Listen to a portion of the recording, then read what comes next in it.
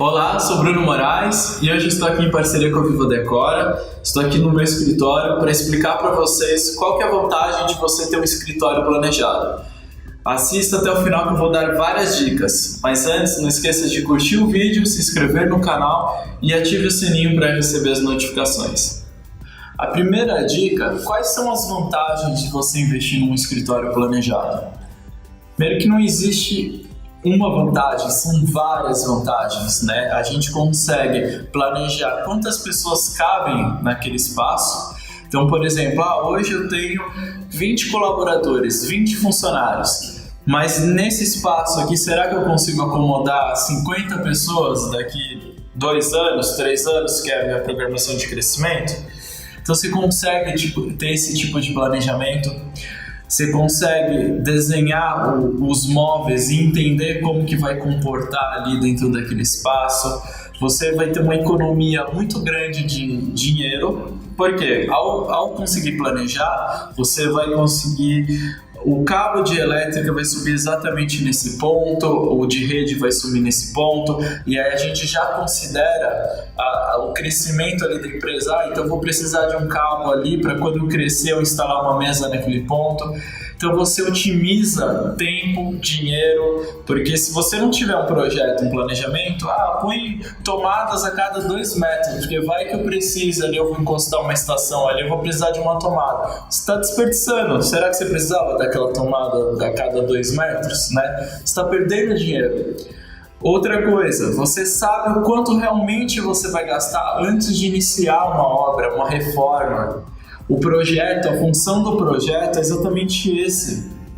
O maior erro das pessoas é começarem uma reforma ou uma obra sem saber o quanto que ela vai gastar e descobrir no meio do caminho, ou às vezes nem conseguir terminar porque acabou o dinheiro.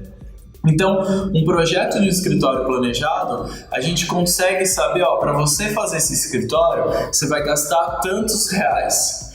Não tenho tantos reais, então vamos fazer até essa etapa, que daí a gente consegue fazer com o dinheiro que você tem, e o restante você vai precisar, a diferença desse dinheiro, você precisa do quê? 6 meses, 1 ano e meio para conseguir juntar essa diferença de dinheiro. Você consegue se planejar. Você consegue se organizar financeiramente, você consegue montar um organograma da empresa, saber quantas pessoas vão caber, quantos gerentes, quantos diretores, quantos funcionários. Então é importantíssimo você ter um planejamento e fazer um planejamento de um escritório planejado, fazer um projeto, porque senão você se perde, tanto em espaço, quantidade de pessoas e financeiramente. A segunda dica é como escolher o tipo de móvel para o seu escritório planejado. Então, o tipo de móvel, o que vai dizer é o seu dia a dia, a sua operação de escritório. Então, por exemplo, a gente já fez aqui alguns projetos de escritório de advocacia. O pessoal gosta muito de fazer mesas em L no escritório de advocacia, porque daí ele está aqui digitando aqui com o computador aqui na frente e do lado ele consegue abrir os arquivos, os processos. É um tipo de operação diferente, por exemplo, de um escritório de publicidade, que às vezes, dependendo da operação do e-commerce, quase às vezes não vai trabalhar com papel, é só o computador ali na frente. Então, o que vai dizer o tipo de móvel é a sua operação. Se você precisa de uma mesa em L, se o gerente, diretor da empresa, ele pode sentar junto com os funcionários, ele precisa estar num espaço separado, ele tem assuntos sigilosos que você precisa separar ele numa sala ou separar simplesmente só numa mesa. Então, você precisa entender como que funciona a operação da sua empresa para conseguir desenvolver o tipo de mobiliário, tá? Se vai ser uma estação plataforma, se vai ser uma mesa em L, se você vai desenvolver um mobiliário diferente em marcenaria, então você precisa entender o espaço que você tem para conseguir expor esses móveis, você desenvolver a quantidade de móveis. Por exemplo, eu tenho um espaço muito grande, então eu consigo brincar e fazer uns móveis mais espaçados, ter uns armários laterais. Então tem que pensar tudo nisso daí, a sua operação e o espaço que você tem, o quanto que você consegue brincar nesse espaço para criar e ter móveis a mais ou não, você está com um espaço super apertado. A terceira dica, qual que é o melhor modelo de móvel planejado para escritório pequeno? Eu gosto de usar bastante as estações plataformas, são aquelas estações compridas, a gente consegue otimizar bastante o espaço. Tem muitas empresas que aderiram a esse tipo de mobiliário e você consegue ganhar, na hora de você desenhar, ali você otimiza bastante, tá? Por exemplo, uma mesa em L, você já perde bastante espaço. Tem mesas em L hoje em dia que o pessoal ainda usa, que ela tem aquela curva, que ela tem uma distância grande do final da divisão dela, que era para quando a gente tinha computador de monitor, que era para encaixar um monitor ali no meio, que a pessoa ficava trabalhando ali. Não faz mais sentido a gente usar esse tipo de mesa. Hoje em dia ninguém quase tem monitor em tubo, né? Os monitores hoje são telas planas, de LED, enfim, ou o próprio notebook. Então não faz sentido a gente continuar usando aquelas mesas em L que eram para monitores de tubo, continuar utilizando hoje em dia. Se você gosta de uma mesa em L, vamos fazer uma mesa mais reta, mais magra, mais slim, para não ocupar tanto espaço, né? Mas a dica que eu deixo é você usar a plataforma, que ela otimiza bastante o espaço, ou você desenvolver uma marcenaria especial para o seu uso, para a sua operação, porque se o escritório for pequeno, aí você pode desenvolver uma marcenaria que vai ocupar exatamente aquele espaço que você precisa ali. Por exemplo, eu tenho uma medida quebrada ali na parede para colocar uma mesa, aí você faz com marcenaria medida quebrada, 1,34 m, por exemplo. Então aí você recorre a uma marcenaria especial. Pessoal, agora a quarta dica. Como a gente fazer um projeto de um escritório planejado dentro de casa, o home office, né? Primeiro a gente precisa entender, igual eu dei o exemplo, que a gente precisa entender a operação do escritório, em casa a mesma coisa, tá? Então, qual que é a sua necessidade em casa? Por exemplo, você precisa fazer muita reunião, precisa ficar num lugar fechado, que não pode ter barulho. Aí eu acho melhor você escolher um cômodo da sua casa, um quarto de hóspede, alguma coisa assim. Não precisava ser um ambiente muito grande, talvez, mas um espaço que você consiga se isolar. Outro exemplo, tem muita gente que fala assim, eu tenho um bebê, eu preciso de um espaço reservado porque o bebê fica chorando, fica me chamando, e aí atrapalha aqui no trabalho. Eu já escutei o oposto, eu tenho um bebê, mas aí eu quero ter um escritório integrado com o restante da residência, porque eu quero ver o que ele está fazendo, porque se eu ficar no espaço isolado, eu não estou vendo o que o bebê está fazendo, se ele está correndo perigo, está mexendo em alguma coisa que é perigosa, um produto de limpeza, enfim. Então, primeira coisa, para a gente desenvolver o home office, a gente tem que entender o que você precisa, tá? Eu gosto muito de integrar os ambientes, eu gosto que esse home office faça parte do contexto da residência.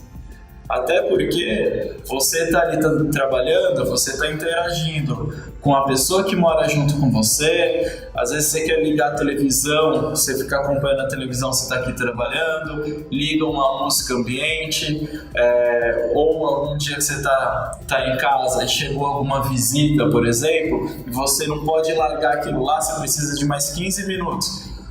Você está ali trabalhando, você está interagindo com as pessoas. Então, assim, eu sempre procuro interagir, a não ser que você tenha necessidade de criar um ambiente isolado, tá? E aí, quando a gente vai para o home office, a gente tem que pensar, não adianta a gente querer fazer um escritório, um cara de escritório dentro de casa. Eu gosto de combinar que as coisas se conversem a decoração. Então, a gente pensar num home office que combine com a sua sala. Por exemplo, a gente trabalhar com o mesmo tom de madeira, às vezes, da mesa do home office, com uma tonalidade de madeira que você vai ter na sua sala de TV, na sua sala de jantar. Lógico, não estou falando, não vou colocar uma cadeira de cozinha para você ficar trabalhando. Não, você vai sentir dor nas costas, desconfortável. Tem que ter uma ergonomia. Você pode ter sim uma cadeira de escritório, mas tente combinar os elementos.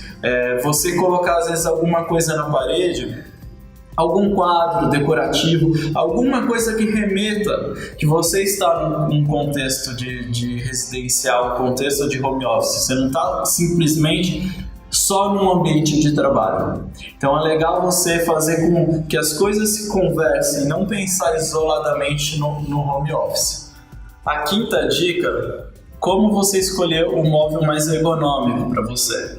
Então, as cadeiras de escritório são super ergonômicas, porque elas têm regulagem de altura. A gente já tem essa dificuldade nas mesas. Lá na Europa, eles usam muito mesas com regulagem de altura também. Você pode trabalhar de pé, você fica meia hora trabalhando de pé, depois você senta. Isso é bom porque ativa a sua circulação, né? Você não fica sentado o dia inteiro. Aqui no Brasil, esse tipo de mobiliário ainda é caro, mas o que você pode fazer, por exemplo, no seu home office? Uma dica: você pode trabalhar um pouco de pé na bancada e depois você senta na mesa de jantar. Se você tiver uma cozinha americana que tem um balcão, você pode ficar um tempo trabalhando de pé, fica meia hora, depois você senta. Isso vai ser ótimo porque você vai circular e vai ativar a sua circulação, você não fica o tempo todo sentado. Agora a sexta e última dica: como você deve pensar com a iluminação no seu escritório. Eu não gosto de fazer uma iluminação geral assim no escritório. Por exemplo, tem aquele funcionário que fica às vezes até mais tarde, e às vezes você tem que deixar aceso todo o andar do escritório por causa de 2 funcionários. Na verdade, você está gastando energia, né? Então, o que geralmente eu gosto de fazer? Eu ponho um pendente, às vezes, em cima de cada mesa. E aí, lógico, tem aquela iluminação geral, mas aí quando aquela pessoa fica trabalhando até mais tarde, a gente só acende aquele pendente, por exemplo. Ou dividir em circuitos, né? A gente tem aquela iluminação geral, então as lâmpadas e luminárias que estão aqui em cima dessa mesa, eu acendo numa tecla ali no interruptor. As da próxima mesa, eu acendo numa outra tecla. Então, por exemplo, só essa baia aqui eu acendo porque aquele funcionário vai ficar trabalhando até tarde. Eu não preciso deixar o escritório inteiro aceso.